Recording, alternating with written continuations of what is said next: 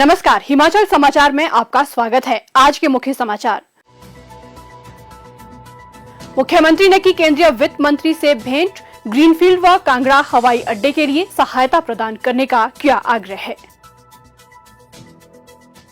मुख्यमंत्री ने केंद्र सरकार से शिमला में पर्यावरण मंत्रालय का एकीकृत क्षेत्रीय कार्यालय खोलने का किया आग्रह। प्रदेश सरकार युवाओं के सपनों को साकार करने के लिए उठा रही कई नवोन्मेषी कदम। और अब समाचार विस्तार से। मुख्यमंत्री ठाकुर सुखविंदर सिंह सुक्खू ने मंगलवार सायं नई दिल्ली में केंद्रीय वित्त मंत्री श्रीमती निर्मला सीतारमण से भेंट की। केंद्रीय मंत्री से बाह्य सहायता प्राप्त परियोजनाओं के अंतर्गत नए ऋणों पर सीमा लगाने के निर्णय की समीक्षा करने का आग्रह मुख्यमंत्री ने किया। उन्होंने कहा कि इस निर्णय पर पुनर्विचार करने से विभिन्न क्षेत्रों की विकासात्मक गतिविधियों में सहायता मिलेगी। बाह्य वित्त पोषण के लिए आर्थिक मामलों के विभाग द्वारा संस्तुत 6 प्रस्तावों के ऋण समझौतों पर हस्ताक्षर करने की प्रक्रिया में तेजी लाने के लिए हस्तक्षेप करने का भी मुख्यमंत्री ने आग्रह किया।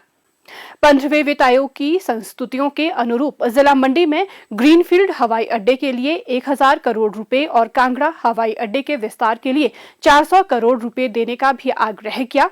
मुख्यमंत्री ने वित्त मंत्री से वर्तमान वित्त वर्ष के लिए नेशनल पेंशन स्कीम अंशदान की राशि के बराबर राज्य की अतिरिक्त कर्ज लेने की सीमा को कम करने के निर्णय की समीक्षा करने का आग्रह किया। उन्होंने सामरिक महत्व की भानुपल्ली बिलासपुर लेह रेलवे परियोजना को 100% केंद्रीय वित्त पोषित परियोजना घोषित करने या बैरी तक विस्तार के दृष्टिगत राजस्व साझा करने की प्रणाली की संभावना तलाशने का भी आग्रह किया। मुख्यमंत्री ठाकुर सुखविंदर सिंह सुक्खू ने मंगलवार को नई दिल्ली में केंद्रीय पर्यावरण वन एवं जलवायु परिवर्तन मंत्री श्री भूपेंद्र यादव से शिष्टाचार भेंट की। उन्होंने केंद्रीय मंत्री से राष्ट्रीय महत्व की परियोजनाओं के लिए तेजी से वन मंजूरी प्रदान करने के उद्देश्य से शिमला में मंत्रालय का अलग और पूर्ण रूप से कार्यशील एकीकृत क्षेत्रीय कार्यालय खोलने का आग्रह किया। मुख्यमंत्री ने केंद्रीय मंत्री को अवगत करवाया कि राज्य सरकार प्रदेश में राजीव गांधी डे बोर्डिंग स्कूलों का निर्माण करने जा रही है। एक परिसर का निर्माण लगभग 5 हेक्टेयर क्षेत्र में किया जाएगा। उन्होंने पहाड़ी क्षेत्रों में स्कूलों के निर्माण के लिए वन संरक्षण अधिनियम 1980 के तहत वन भूमि डायवर्जन की सीमा में छूट प्रदान कर इसे बढ़ाने का आग्रह किया। मुख्यमंत्री ने एकलव्य मॉडल आवासीय स्कूलों में ये सीमा 6 हेक्टेयर और डे बोर्डिंग स्कूलों के लिए 5 हेक्टेयर तक बढ़ाने का आग्रह किया। राज्य सरकार को वन संरक्षण अधिनियम 1980 के तहत 5 हेक्टेयर तक गैर वानिकी उद्देश्य के लिए वन भूमि के परिवर्तन को मंजूरी देने का अधिकार प्रदान करने का भी अनुरोध किया। मुख्यमंत्री ने अवगत करवाया कि राज्य सरकार ने प्रदेश के सभी जिलों में हेलीपोर्ट बनाने का निर्णय लिया है। ये प्रस्ताव अभी भी मंत्रालय के पास लंबित हैं। इन प्रस्तावों को प्राथमिकता के आधार पर स्वीकृति प्रदान करने का मुख्यमंत्री ने आग्रह किया। केंद्रीय मंत्री ने राज्य को हर संभव सहयोग देने का आश्वासन दिया। कुछ कर गुजरने का जज्बा अगर आपके दिल में है तो सफलता खुद आपके कदम चूमने लगती है। प्रदेश सरकार युवाओं के सपनों को साकार करने के लिए कई नवोन्मेषी कदम उठा रही है। जिला मंडी के द्रंग क्षेत्र के प्राचीन गांव नगरोटा की सुश्री मंदाकिनी शर्मा और सुश्री प्रियंका भारद्वाज का आम जीवन उस समय खास हो गया जब उनके स्वावलंबी और आत्मनिर्भर बनने के सपने को प्रदेश सरकार का साथ मिला। सुश्री मंदाकिनी शर्मा ने उद्योग विभाग से वर्मी कंपोस्ट बनाने के लिए 7 लाख रुपए का ऋण लिया।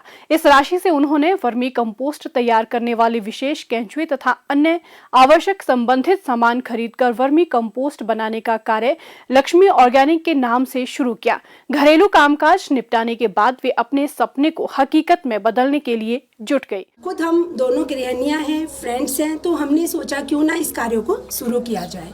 हमने ऋण लिया और उसमें से हमने केंचुआ और अन्य सामग्रियों को खरीदकर वर्मी कंपोस्ट के लिए कार्य शुरू किया। इसके लिए हमने गौसदन, अपने घर में पशुधन होने से बहुत से गोबर उपलब्ध करवाया और यहाँ नगरोटा गांव में भी जितनी भी महिलाएं हैं उनसे बातचीत करके यहाँ से भी हमने गोबर को उपलब्ध किया। हमने इससे खाद तैयार की और हम सरकार का भी धन्यवाद करते हैं क्योंकि उन्होंने रोजगार के लिए महिलाओं को आत्मनिर्भर बनाने के लिए ये योजनाओं का शुरुआत किया। तो इससे हमें भी रोजगार उपलब्ध हुआ, और इसके साथ साथ हमने अपनी आसपास की औरतों को भी जोड़ा, उनके लिए भी कमाई का बहुत अच्छे अवसर उपलब्ध हुए। इसके साथ साथ हम अपने पतियों का भी धन्यवाद करते हैं कि उन्होंने हमारा सहयोग किया इस काम में, अपने फ्री टाइम में हमारे काम के लिए उपलब्ध रहे। इसके लिए हम सरकार का बहुत बहुत धन्यवाद करते हैं। इस काम में गांव के अन्य महिलाओं को जोड़कर उनके लिए भी रोजगार के द्वार खोल दिए। जैसे कि यहाँ खाद बनाई जा रही है तो इससे हमें भी रोजगार मिला है और इससे हम जैसे कि गांव की औरतें, हमें काफ़ी बेनिफिट है इससे, और हमें जैसे कि घर चलाने के लिए हमारी जो सुविधाएं सारी ठीक हो जाती है, सारी प्रॉब्लमें सॉल्व हो जाती है। हम सरकार का धन्यवाद करना चाहेंगे। वर्मी कंपोस्ट बनाने के साथ साथ हवन करने के लिए गाय और बछिया के गोबर से बनी हवन समधा भी बनाने लगे तथा ग्रो बैग भी तैयार करने लगी। इससे आमदनी में बढ़ोतरी भी हुई। वर्मी कंपोस्ट बनाने के साथ साथ हमें ये भी आइडिया है कि हम इस गोबर से इस तरह की आइटम्स भी बना सकते हैं, लाइक जैसे ये धूप कप है, ये हवन समीधा है और ये ग्रो बैग जिसमें हम गमले लगा सकते हैं, वेजिटेबल्स लगा सकते हैं। आजकल आप देखते हैं कि हर कोई फ्रेश वेजिटेबल्स खाना चाहता है, तो अपने वो टेरेस गार्डनिंग करते हैं, अपने घर में फ्रेश वेजिटेबल्स उगाते हैं, तो उसके लिए ये बेस्ट है। इन्होंने कंपोस्ट तैयार करने के लिए 30x4 के 12 बेड बनाए हैं, जिनमें 2 माह तक 400 से 500 किलोग्राम खाद बन जाती है। किसानों और बागवानों के अलावा लोग किचन गार्डन और गमलों में फूल उगाने के लिए भी लक्ष्मी ऑर्गेनिक से वर्मी कंपोस्ट खरीद रहे हैं। वर्मी कंपोस्ट बनाने के लिए समतल जगह पर 1 से 1.5 फुट ऊंचा ताजा गोबर लाकर इसमें केंचुए डाल दिए जाते हैं। पाल का जो हमारी पन्नी होती है उसको हम 30x4 में बिछा देते हैं और उसके ऊपर कच्चा गोबर जो है उसकी लेयर 1 या 1.5 फीट हाई तक उसके हम बना देते हैं। और उसके बाद उसके ऊपर जो केंचो जो हम लोगों ने मंगवाया हुआ था स्पेशल मेरठ से, उसको उसके ऊपर डालते हैं। फिर केंचुआ डालने के बाद उसके ऊपर हम उसको पराली से ढक देते हैं ताकि केंचुओं को कोई सूरज की गर्मी से कोई परेशानी ना हो। और समय समय पर पानी का छिड़काव करते रहते हैं उस पर ताकि उसकी नमी बरकरार रहे। क्योंकि ये केंचो खाद तैयार होने का एक प्रक्रिया होती है ताकि इसमें इसकी नमी ना ज़्यादा होनी चाहिए और ना ये पूरी तरह सूखा होना चाहिए, तो इसके एक बैलेंस जैसी इसकी नमी रखी जाती है। 2-2.5 महीने के अंतराल के बाद ये खाद हमारी तैयार हो जाती है और उसके बाद छनाई के लिए रेडी रहती है। वर्मी कंपोस्ट एक ऐसा पर्यावरण मित्र जैविक उर्वरक है जिसके उपयोग से मिट्टी, हवा तथा जल में किसी प्रकार का प्रदूषण नहीं फैलता। वर्मी कंपोस्ट में पोषक तत्वों की मात्रा भी अधिक होती है। इसके प्रयोग से मिट्टी की भौतिक संरचना में सुधार, पौधों की जड़ों का विकास, पैदावार में वृद्धि, भूमि की उर्वरता तथा पौधों की रोग प्रतिरोधक क्षमता में वृद्धि होती है, जिसका सीधा फायदा किसानों और बागवानों को मिलता है। प्रदेश में सुख की सरकार जन कल्याण के लिए अपार प्रयास कर रही है। हिमाचल समाचार देखने के लिए सब्सक्राइब करें YouTube channel information and public relations department HP, follow करें ट्विटर @DPRHP, लाइक करें Facebook page information and public relations department Himachal Pradesh, visit करें वेबसाइट www.himachalpr.gov.in।